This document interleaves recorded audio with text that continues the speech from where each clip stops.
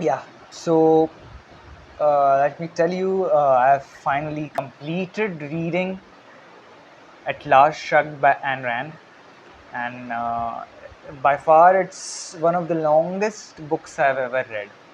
Yeah, very long.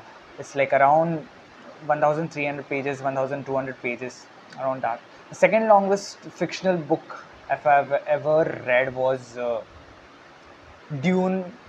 Dune. So yeah, so Dune. I had read Dune. It's a science fiction novel, and it was like 450 to 450 or 500 pages around, and it was not that long, but still. And this was the longest. At Last Shrugged was the longest book I have ever read, and so uh, this is this book does not have a great story. It has a good story, okay, but the philosophy which Ayn Rand wraps around it is that makes the book a great book, a very compelling book, and that's why. And even if it was written more like in 1950s or 60s, it's quite a long time, but still, it's a great book. It's a very compelling book because what Ayn Rand does is she promotes the philosophy of objectivism in this. So the main point of objectivism is to place rationality, reason about anything else. She's of the opinion that we can understand the reality, only by reason. That's the main point of objectivism, which Ayn Rand promotes. First, I had read Fountainhead by Ayn Rand before this. So, Fountainhead. So, at last shrugged is what is built on Fountainhead. So, if you read Fountainhead first and then At Last Shrugged, it will be a you know, better view of everything, better view of a philosophy.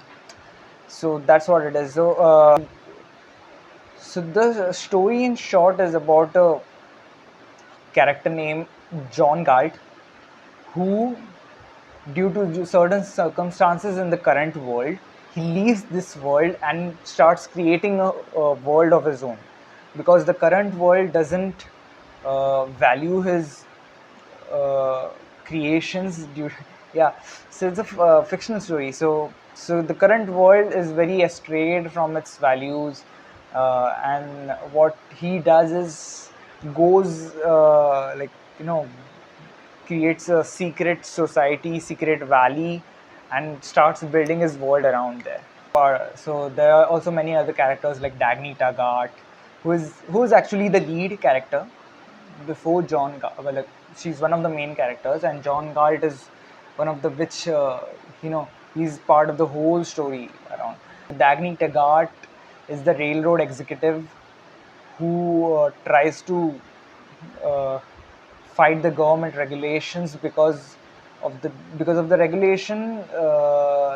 They are restricting the production of goods. There is Hank Reardon, Hank, who is a who just created a new metal, and the government is trying to exploit him. And then there is Francisco,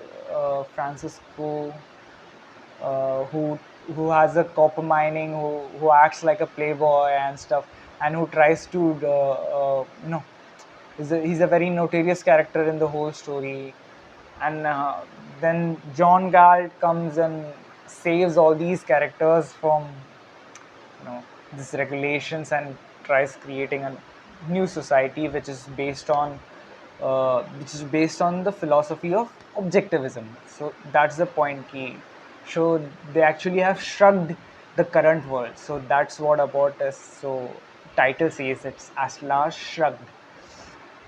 So actually they have shrugged the current world because the values of the current world are not in adherence to the values of theirs. So yeah, so they are trying. So it's a very fictional story, and So let me tell you about, like, if there is 1,200 pages, there is around 300 to 400 pages of Drabble. So it's pure Drabble. So it's yeah. So these pure Drabble is necessary to drive the point home of objectivism. So Ayn Rand must have thought like that, to drive the point home.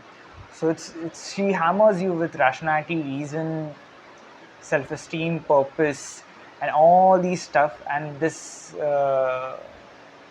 she puts these values into a good story, but a compelling and a great philosophy. And she puts this in a book, and that's what At Last Shrugged is about. And let me tell you, I was very pissed off between when I had almost completed 70 to 75% of the book because of the Drabble. And yeah, so that part can be called shit, but otherwise, overall, she she's good. The book is good. Thanks.